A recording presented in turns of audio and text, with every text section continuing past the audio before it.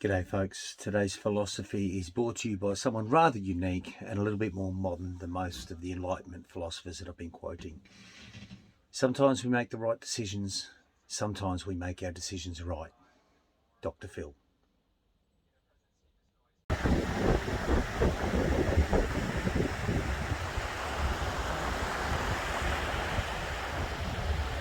The Welsh had their royal family, but where we are today is called the Iron Four, or the Ring of Four.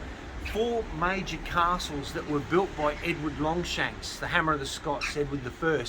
And he built it when he was trying to annex Wales in the late 1200s. Starting in about 1283, he built a string of castles down the Welsh coast to protect from invaders and essentially bring it under the annexation of England. We just walked up from the town because Conwy, the town, popped up after the castle was built. And we've just noticed as we come through the first gate here, we looked up and thought, why on earth would they have a portcullis here? It's quite evident that there was an entrance at this point, and the remnants of that remain. Initially when I saw it, I thought it was a machination, which is like a window box, like when you kiss the Blarney Stone. It's like a protrusion that hangs out. So this is what it did look like. We just saw that stone as we stuck our heads out there. We are standing just inside here right now, and this is where the portcullis was. And they had a drawbridge running across to that stone pier that we could see a moment ago. Now when Conwy was built, it was more a walled town than just a castle. This is a very fine diagram to show you. Right now, we are standing about here. So the water is on the other side of us. And this view looking across here, brace yourself, because that is Snowdonia. Interesting thing about these castles when they were built, these four, is a number of years ago, some research was done and they were asking the question as to why the architecture of these castles resembled architecture in Europe, and they couldn't work out why thousands of kilometres away it was being replicated. And then they realised that it was James of St George, the architect, who had spent a great deal in Savoy. So when you go to Savoy and see some of their architecture, it's reflected in these castles directly through James of St George, who made himself a very wealthy man out of building these.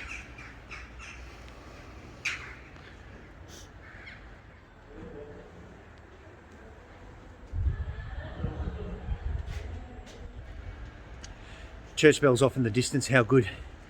Conwy Castle here obviously has a very long and extensive history, and it became a major player again when Richard II, who we'll learn more about when we get to London, because he was the 14-year-old king who had to put down the peasants' revolt just outside the Tower of London at Smithfield. Very interesting history, we'll learn more about that when we get there. And but he was feuding with Henry Bolingbroke, his cousin, who eventually became Henry IV. And Richard II, he was brought here, locked up by Henry Bolingbroke, and eventually he was taken to Pontefract Castle. He was ultimately killed in Pontefract Castle.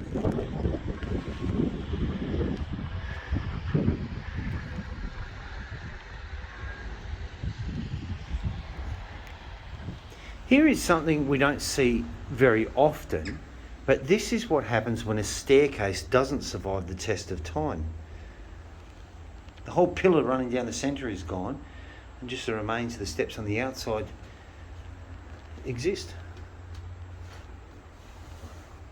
This is the kitchen, so clearly there was a fireplace or an oven there, and you can see down here, we can see where the floor was recessed into the wall.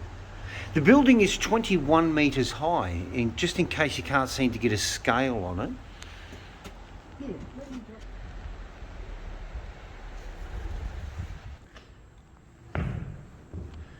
We're inside the chapel of this might be the most northern tower. There are 8 towers here at Conwy, which always makes me think of the Bastille. That had 8 main towers. Unfortunately, we can't appreciate that anymore though.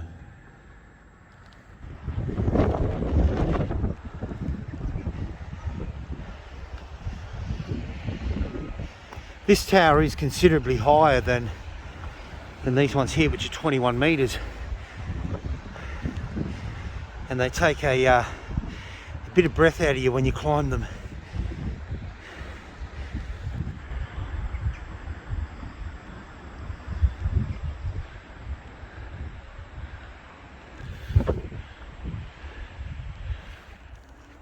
We're now in the King's Chamber. That was clearly a fireplace.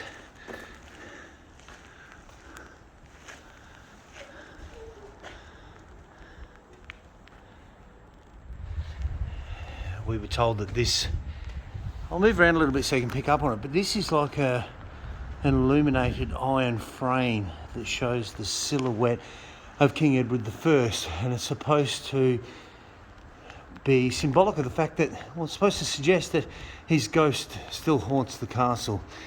I like it for its artistic value because I don't believe in ghosts, so from an artistic point of view I think it's quite great.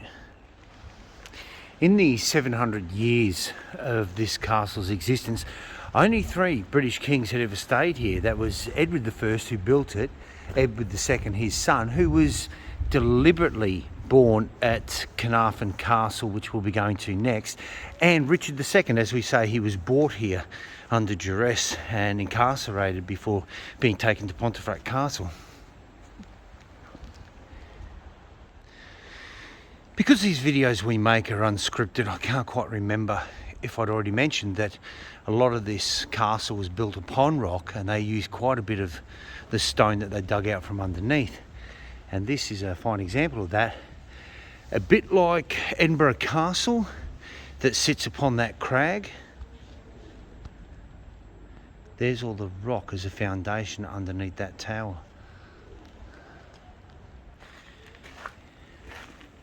It's very easy to see where the floor line used to be, and this down here was a dungeon. When you get further down, they did have a cellar further down here, which is, well, the dungeon obviously would have been a pretty foreboding place if you were summoned here against your will.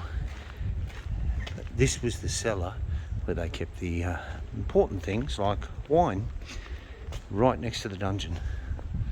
And this all would have had a roof over it at one stage.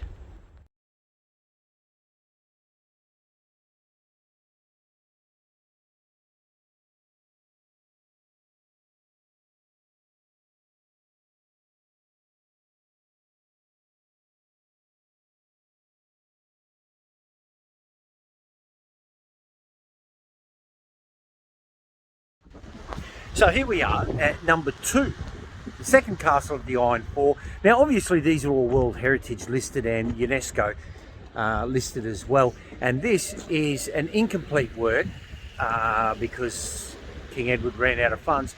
Beaumaris Castle, moated, yeah, built between 1283 and 1300, but of course he ran out of funds, so it was incomplete. Had it have been complete, it would have had a full moat circling around it, but at the moment it's just got it running a little over halfway around. And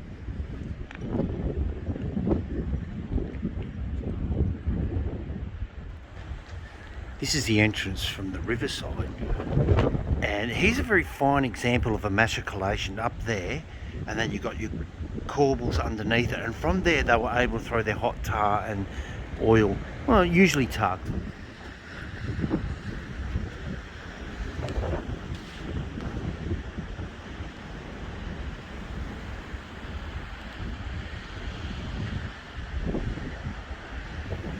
This is certainly unique. I haven't seen this yet since we've been over here, this kind of stonework on the catwalk, which is great. It gives you traction, and also the fact that the cleverness of it is that it runs around the entire curtain wall.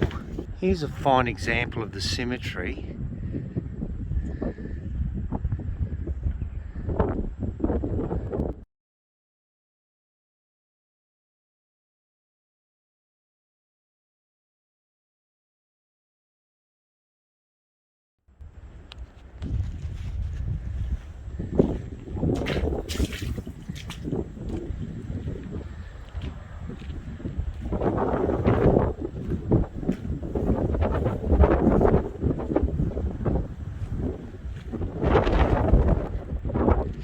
Remember back at Conwy Castle, I was talking about holes in the wall deliberately placed there so that you could put scaffold up. 1, 2, 3, 4, they all run up the wall here, so they were able to erect scaffold for not only for construction but for maintenance as well. Not that you ever have to go up to your arrow loops, but it's interesting that we can so easily see those holes.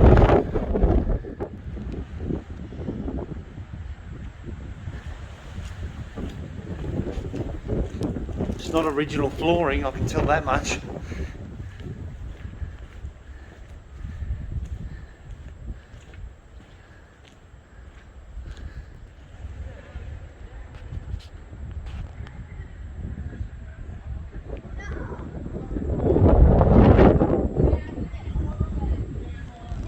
This is a chapel within one of the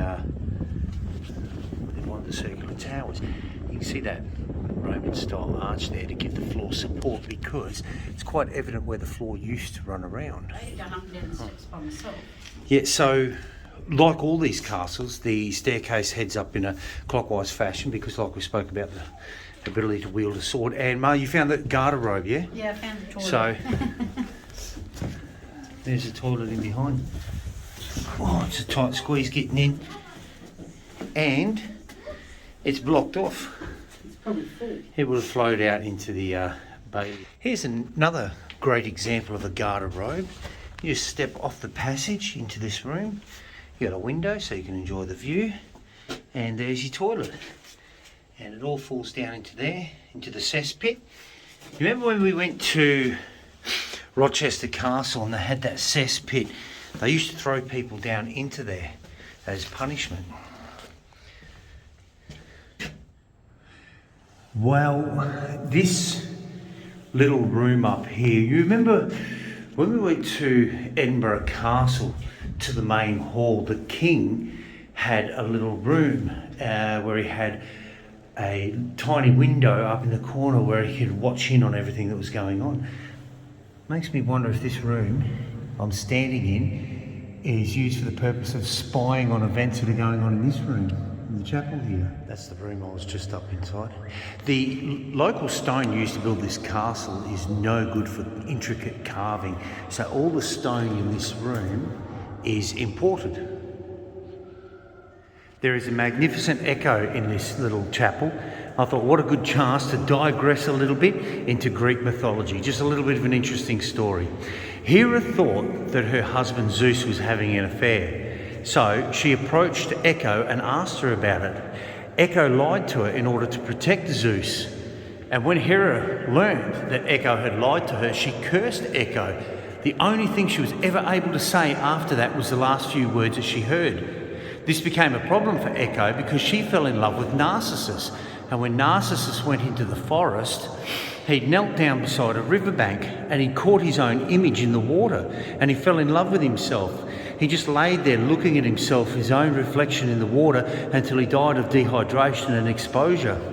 Then his body seeped into the earth, and from there the narcissus tree grew, like the weeping willow. Unfortunately, Echo was never able to tell Narcissus how much she loved him because she could only ever say the last words that she had heard. Northern Wales.